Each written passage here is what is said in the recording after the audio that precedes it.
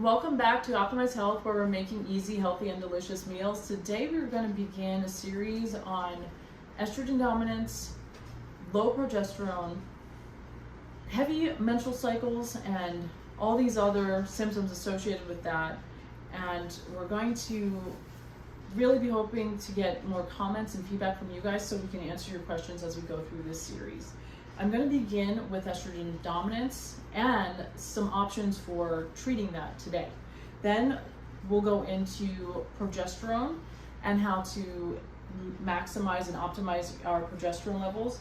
And then we'll also talk about some biohacks to make our periods lighter and shorter, which that's usually a gift for everybody. So you should talk to your doctor, healthcare provider, or veterinarian to see if any of these recipes, suggestions, or contents of these videos are right for you. Nothing contained in these videos are intended to be taken as medical advice. Use at your own risk. Here we go. Estrogen dominance is really common these days. There's a lot of estrogens in the environment that interact with our natural estrogen, things like xenoestrogens from such as plastic water bottles, plastic food containers, the pesticides on our inorganic foods. Pesticides is a big one, so make sure you're getting organic foods. Another thing is we're not detoxing the estrogen appropriately, so that's what I want to talk about.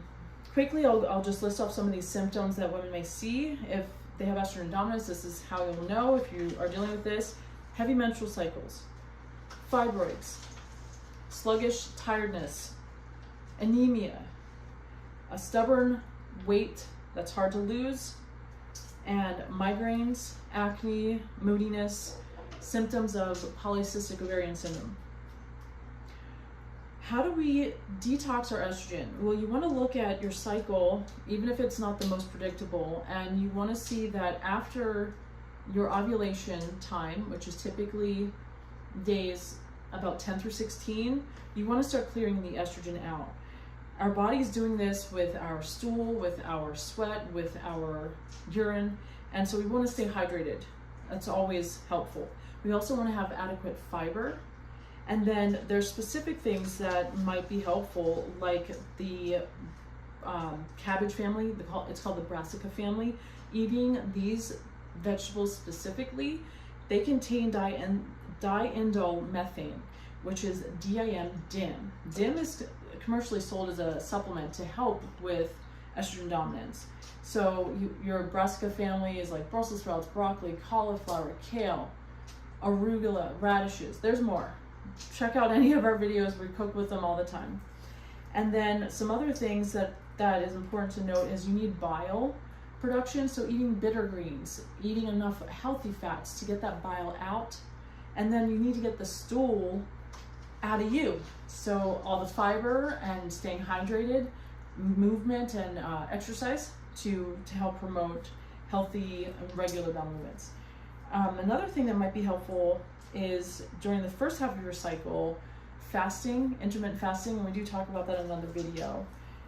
You want to stop fasting around days 10 to 16. It's maybe tailored more to each person if you can pinpoint more closely where you are ovulating.